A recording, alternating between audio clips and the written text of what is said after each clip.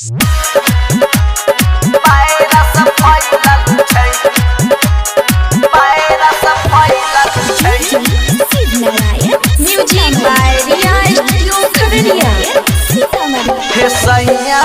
बाहर से घरे या कोरोना वायरस फैलल छै। हे राजा बाहर से घरे या कोरोना वायरस फैलल छै। कोरोना वायरस फैलल छै। कोरोना वायरस फैलल छै कि सुन के धड़कै छै हो करे जबा टीवी में वायरल भेल छै। हे सैया बाहर से घरे या कोरोना वायरस फैलल छै। वायरस फैलल छै।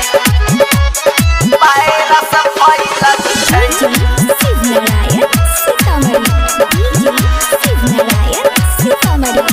Music by Riya studio Khagaria.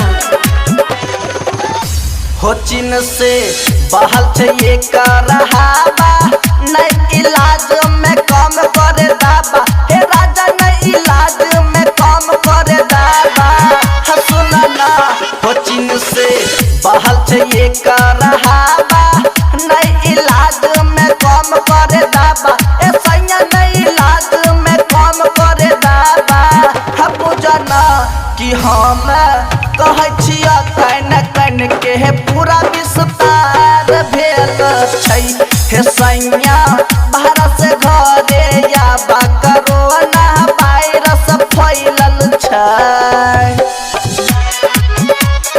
Virus फैलल छै। वायरस फैलल छै।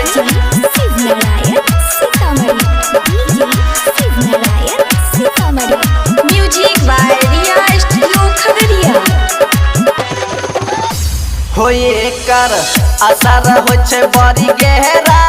हमरा कहलकै संजीव सुनहरा।